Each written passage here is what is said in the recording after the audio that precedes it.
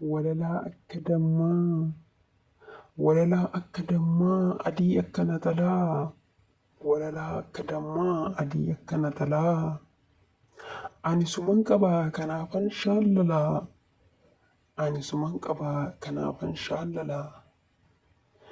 Jaalaltee dhuftee onneetuu na miitee, naaf bani balbalaa lubbuu too, naaf bani balbalaa karra kan kee dura dhaabadheetan jira, naaf bani balbalaa karra kee dura dhaabadheetan jira. Akkamittan ibsaa ani jaalala kee, akkamittan ibsaa ani jaalala kee, amman bulee ka'uu natti cimaa dhufee, jecha sii wallaalee waanan godhus dhabee.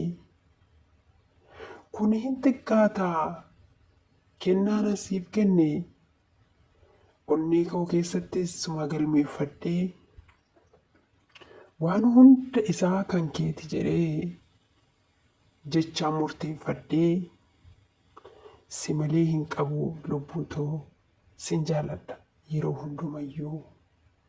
Jechaa fi ittiin si ibsu hin qabu, sin jaalladha. Yeah, I don't know.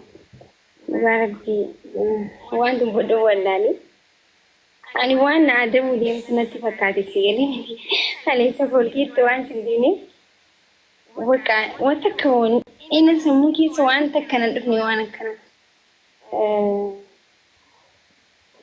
Waan xiqqaadha jettee dhugaa Rabbi anaaf waan guddaadha. Because waan tokko yaadee istiin waan namaa godhu sun yaaduun waan guddaadha sigalee miti. Inni ደግሞ hedduun jaaladha. Akkasuma immoo musaafis hedduun jaaladha. Hedduu galatoomii jecha sin qabu sin jaaladha. Ani hedduu si jaaladha. Taasisa bira jiraatee kana walitti bu'ee nattudha. Garuu immoo hanga danda'u fagaadha. Bifadhee laayii irraa bahee bar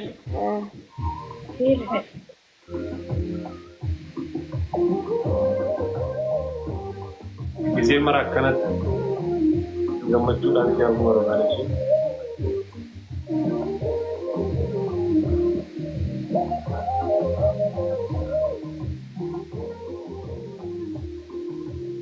Wallahi hedduu rifadhee rifachuu hidhaan hajii sirban. Galatumaa faamiliin hedduu galatumaa dhugaa Rabbi yaa'u gammachuu keenya waan nuuf gammaddaniif hedduu isin jaalladha. Yaa barbaada. Postaan musliima gaheen bantee. Kabajamtoota furdiftoota koo egaa amma qophii isaanii xumuranii yommuu deebi'anii waliin haasaa jiranidha jechuudha. Ammallee sirba itti banatanii jiranii mama gadda galee jiruun si godhaa hedduutu lubbutoo hedduu si jaalala. Yaa Rabbi kiyyaa. Anumana sirba na barsiisaa jiraniin jedhe sirbituu mootummaa Waaqayyoo naaltu jedha. Ay fikir እኮ በቃ wanta nama hin goone hin qabu fikiriin kun እኮ ay fikir yaangaalalan. Ay fikiriin tuni wanta ishiin nama hin goone hin jirtu. Anumayyuu kun akkasittiin na angaalalaa jirti jechuudha. Maal jedhaa jira qo'a. Sirbi jira laata amma moo hin jiru?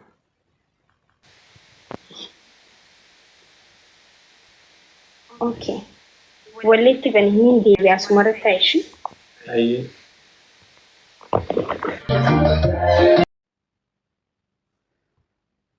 Dhugaa Waaqayyoo hedduutu akka namatti tola. Yoo har'a ibsaan sarpiraayiz godheera. Makiidha. Annaa baay'eetu akka nama gammachiisa. Amma dhiibirra dhuftee turte isheen deebitee erga sarpiraayiz taateen booda garummoo deebitee irraa baate jechuudha. Baqqaan miira keessa seenti natti fakkaata. Nan deebi'attee baatee bahi jettee ni turte isaaniiyyuu garuu ijoolleen eeyyamuu fi didanii sababa kanaaf irraa baatee nan deebi'a jettee amma silkidhaan haasa'anii jirti natti fakkaata. Wallahi miira keessa galee jira inni hedduu takka gammade dhugaa rabbi maashaallah wallahi hedduu takka gammade rabbi waliif isaan haa jaallatu dhugaa waaqayyo. Toofadhaa ebalu jechuullee baala. Egaan bakka kanatti ibsi shaanii nama sixoota kana geessee makiidhaaf akka kennu taasisee galateeffataa jira jechuudha. Nama ergate sana hedduu takka galateeffataa jira, hedduu takka galatoomii jechaan jira. Garuu sirba itti banee jira. Sirba raachuu shurrubbee jedhama. Lubbutoo hedduu si jaalladha. As kottuu meesiin nu gaddaa. Isa jedhu sana jechuudha. Sorry. Ifa manaa godhaa yaa jamaa. Fiqir koo nama itti irra gala. Ifa manaa godhaa. Yoo caccabsa illee jechuudha. Lamin sirbicha dhaggeeffadhu waan ta'eef. ግን ijoollee kana በቃ የፍቅር ናቸው ልጆቹ በጣም የፍቅር ሰው ናቸው። ijoollee jaalalaati rabbiin walitti isaanaa urgeessu. Rabbiin walitti isaanaa urgeessu. Rabbiin jaalala tana kan dhumaa isaaniif haa godhu. Kan dhumaa jechuudha. Kan dhumaa. Kan ilmaan itti horanii ilmaan isaanii itti guddifatan. Kan jaalalti isaanii jalqabaa hanga dhumaatti sukkaara taate. Mi'ooftuu dammaa taate. Rabbi isaaniif haa godhu. Amiin jedhaa. Amiin jedhaa. Meeqaa? Oh, welcome Makiyye, welcome. Ana Facebook jedha qalala. Egaan kabajamtoota furdatoota ko'omaa gochuu hin danda'u sagalee isaanii akkasinitti dhageessisuu gochuu hin dandeenye sirba itti banatanii jiranii amma immoo eenyu akka taateen beeku kan isaan itti banatanii onnee irra na teessaa akka waan ta'ee mormaa jechaa jiranii jechuudha. Maali waan ta'ee jedhanii jiru abboon beeku hin dhaggeeffadheen beeku waa sirbicha sirba Harargeetii natti fakkaatti sirbii kan isaan bananii maashaallaadha. እና ያኔ FB ማኪቲ ኩኒ ፌስቡክ ማኪቲ jechuudha. Yaa'u suuraa isaa achirratti posti gooteetti yaa'u isa kanadha jechuudha. Maashaallah tabaarakalla. Achitti posti gooteetti jechuudha. Ibsi shaanillee posti godhee jira. Maayikiin jettee naaboo maashaallah tabaarakalla na posti gootee jettee achiin koomentii isaa jalattillee maayikiin sin jaalladha jetteen offe I love you tuun jedhuun inni maali nyaataalliseen maashaallah suuraa posti godhee ture innis. እና suuraa isaanii isinitti argisiisa yookiin taabileelee irra isinii godha kan isaan posti godhanii ammallee makiin baddee jirti. Ayi makii በቃ የመጣሽ ትሄጃለሽ ምን ነው መኪዬ ምን ነው እና ሸዋ እስቲ ቆይ ሰገሌን isaanii jirti. Didanii bakka sirba cufuu didanii sirbicha irraa cufuu didanii maal akka godhan beeku ofuma ga'uutti fan isinitti odeessaa bakka isaanii fiqirii isaanii astalaallafaa jiranii amma fiqirii isaanii ibsataa jiranii jechuudha dabarsataa jiranii innillee yoona bakka yoona simiit ውስጥ ገብተዋል እና በቃ yoona bakka isaanii miti jechuudha በእውነት እነሱን እንኳን ተውና እኛ ራሳችን ማለት ነው ራሳችን እውነቴን እኮ ነው የምላችሁ ጌታ እስቲ ስንት ሰው ነው ይሄን አሁን ፌንት የነቀለ ጌታ እኔ ፌንት ነቅዬ ነበር በቃ በደስታ ማለት ነው በደስታ እኔ እንጃ በቃ ወይኔ ጌታዬ አይ መኪዬ ወይ እብሳዬ አይ ላቭ ዩ ሁለታችሁም አይ ላቭ ዩ ልጆቼ ijoollee koo natti fakkaatanii wallahi ijoolleen kun dhugaa waaqayyo ijoollee koo natti fakkaatanii bakka inni hinja bakka ibsaa hollaale akka waan mucaan kan koo intala takka jaallatee natti fakkaata makii hollaale immoo akka waan intalli koo jaalallee qabattee natti fakkaatti lachan isaaniiyyuu bakka ijoollee koo bakka ijoollee kooti garasitti garanatti goruu hin danda'u lachan isaanii ijoollee kooti ፍቅር ናቸው. Dhugaa namummaa namti isaan jaallattan haaluma akkamiitiin akka jaallattan ibsadhaame. Ani bakka ibsee fituu dadhaba bara ijoollee kana jaalalliin ani isaaniif qabu yookiin immoo jaalalliin isaaniif kana jedhee ibsu uuman dhaba. uman dhaba kam jedhee akkan ibsuuf jechuudha. Qo'amee haasaa jirti maal jetti? Guyyaa takka illee ilaaleen beeku garuu wanidha. Dorgommii TikTok Instagram jennee inni Instagram hedduu waan fayyadamu dorgommii jennee wal dorgomsiis turre. Walii barreessine illee ni beekna waa'ee dorgommii irratti dorgommii jira. Adabbii hunda jalaa miliqee hoonna adabbii naan jeen jira. Guyyaa takka garuu waan wayinaan seenee garuu uummanni footoo teenya ibsaniituma post godhan. Isinaan footoo haarawaa TikTok Facebook ala post godhe. Innis post godhe. Walumarratti godhaniitu kana takka walitti naasanii post godhan.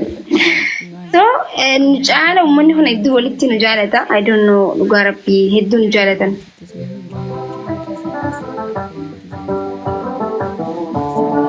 Passenger. Abano. Okay. Wait. Mira que es. Okay. Guys. Thank you bareedu. Galatuma hundi keessan no warri jettanii deebina wajjaa sooni kanaaf inni wajjaa sooni.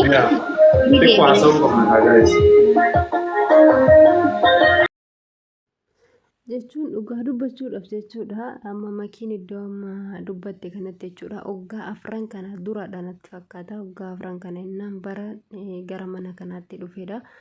Akkas sooshaal miidiyaa irra turan nama muraasadha qubaan lakkaa'amu jechuudha. Tiiktookii kanarra Oromoon naan jirtu innaa sana warra jara warra sodaattu ture baay'inaan jechuudha. Warra sodaattu tiiktookii fayyadamaa ture.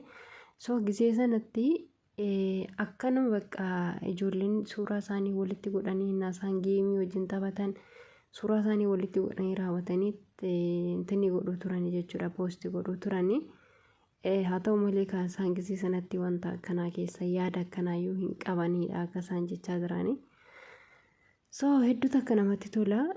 Garuu yeroo baay'ee makiinis ibsishaanis intarviiyuu ta'uu turan jechuudha. YouTube irratti ijoolleen yeroo sana intarviiyuu kana hojjetu walii gad deemanii beektanii warri YouTube hojjetan kuni warra akkas xiqqoo beekamtii qabu kana walitti fidanii raawwatanii YouTube irratti taraadhaan guyyaa tokko nama tokko intarviiyuu godhanii guyyaa tokko immoo nama tokko intarviiyuu godhanii akkasittiin taraadhaan intarviiyuu nama godhuu turan warri YouTube irra hojjetan kuni. Ijoolleen innaa sana YouTube irra hojjetanis badaa hin jiran nama hundi isaanii dhaabanii jiru waan isaan beeku. Innaa yeroo sana achirratti gaafii adda addaa isaan gaafataa turan jechuudha. Ibsishaallee makiilleedha.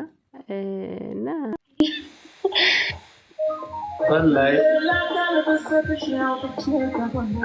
Abjir sayena. Wallahi isna jawab ya jawab.